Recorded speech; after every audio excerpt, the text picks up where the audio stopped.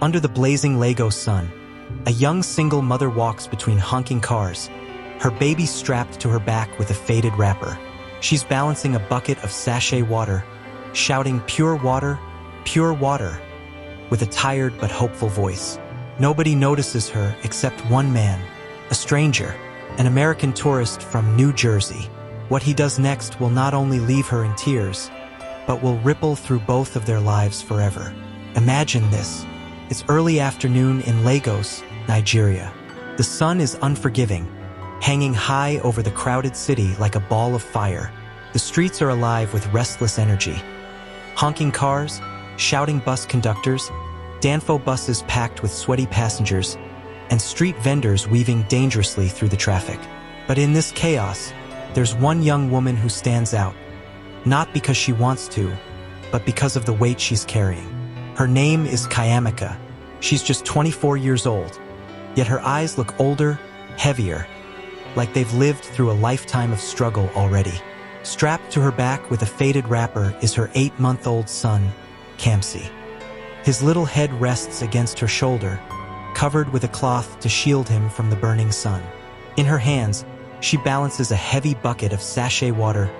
Pure water, she calls out, her voice competing with the madness of Lagos traffic. But most people ignore her.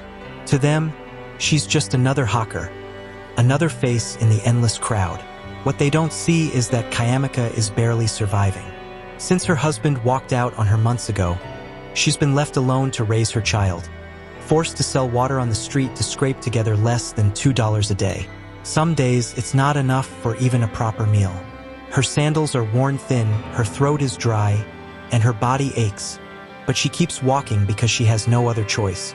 On this particular day, something unusual happens. As Kayamika darts between cars, offering water, one man notices her. He's not like the other commuters, impatient and dismissive. He's tall, light-skinned, dressed casually but neatly, his accent standing out immediately. His name is Michael, a 38-year-old tourist from New Jersey, visiting Nigeria for the very first time. He's been wandering the city, curious about Lagos life, snapping photos and taking in the atmosphere. But when his eyes land on Kayamika, something about the scene stops him cold. It's not just the way she's struggling under the heat, or the way she calls out with a voice that sounds more tired than hopeful. It's the sight of the baby on her back. A baby who should be napping in a crib, not strapped to his mother while she risks her life in traffic. Michael watches her weave past cars, one hand steadying the bucket, the other reaching out with sachets of water. And then he does something unusual. Instead of just buying a water and moving on, he waves her over. She hesitates, surprised by his foreign accent, but she approaches. He buys 2 sachets, cold water dripping on his hand as he tears one open, but instead of walking away, he lingers.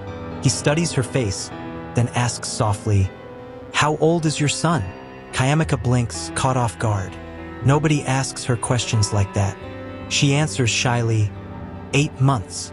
Michael nods, looking at the baby sleeping on her back. Something flickers in his eyes, something deeper, as though this moment reminds him of something or someone.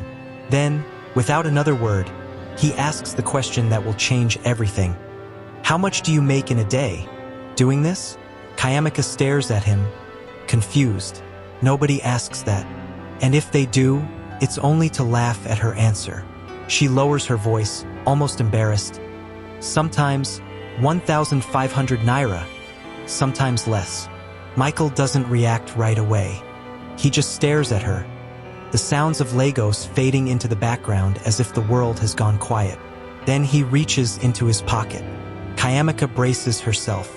She thinks he's about to give her a few hundred naira like some people do, tips that feel generous but barely cover a meal. Instead, Michael pulls out his wallet, and what he does next leaves her frozen in place.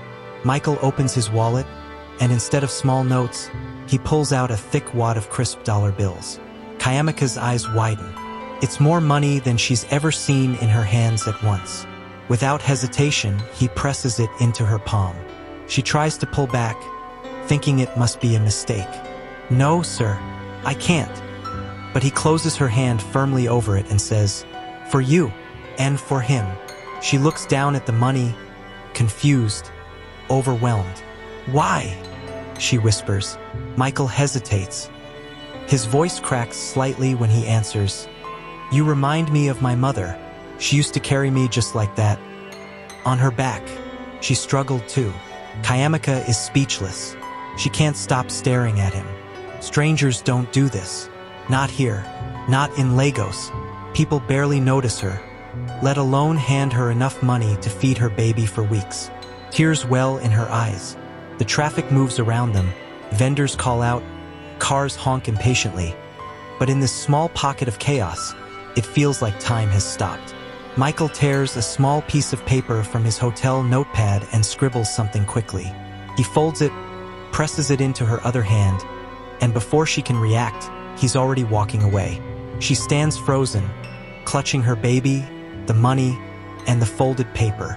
For a long moment, she doesn't move. Then she slowly opens the paper. Inside, written in neat handwriting, are just a few words. "For you and your son. Don't give up." Kayamika breaks down right there on the street. Other vendors stare. Some scoff, thinking she's overreacting. But they don't understand. It's not just the money. It's not just the words. It's that, for the first time in a very long time, someone saw her. Someone believed she mattered. That night, Kayamika goes home with more food than she's been able to buy in weeks. She cooks for her baby, buys medicine he desperately needed, and for the first time in months, she sleeps without the knot of fear in her chest. But while she's grateful, something gnaws at her. Who was this man really? Why did he choose her, of all people? And more importantly, would she ever see him again? The next day, Kayamika returns to her spot, but she can't stop scanning the crowds for him. Days pass. No sign of the tourist. Weeks later, she almost convinces herself it was just a miracle moment that came and went. But then something unexpected happens. A man approaches her on the street, holding out a small envelope. Confused, she takes it. Inside is another note. The handwriting is the same. It reads, "Leaving Lagos tomorrow, but I wanted to tell you, your strength reminded me of why kindness matters. You changed me as much as I helped you." For the second time, she breaks down in tears, because now she realizes it wasn't pity. It wasn't charity. It was connection. Two lives crossing at the right moment. For Michael, it brought healing for the memory of a mother who once struggled for him. For Kayamika, it brought hope that her fight wasn't invisible. And for anyone watching this story, it's a reminder. Sometimes the simplest act of kindness, buying water, offering a smile, sharing a little more than you need, can change the entire course of someone's life. One act, one choice, one moment, that's all it takes. Because you never know whose burden you might be lifting or whose faith in humanity you might be restoring. Fade out on Lagos traffic, the mother walking away with her baby on her back. But this time, not invisible. Seen. Sometimes, the smallest act of kindness becomes the biggest turning point in someone's life. For Michael, it was a memory of his mother. For Kayamika, it was proof that she wasn't invisible. And for us, it's a reminder. You never know whose burden you might be lifting with just one simple act. If this story touched you, if it reminded you that even the smallest act of kindness can change a life forever, then help us share more stories like this. Hit like, subscribe, and turn on notifications so you never miss the next story that might just change the way you see the world. Because sometimes it only takes one moment, one choice to restore hope.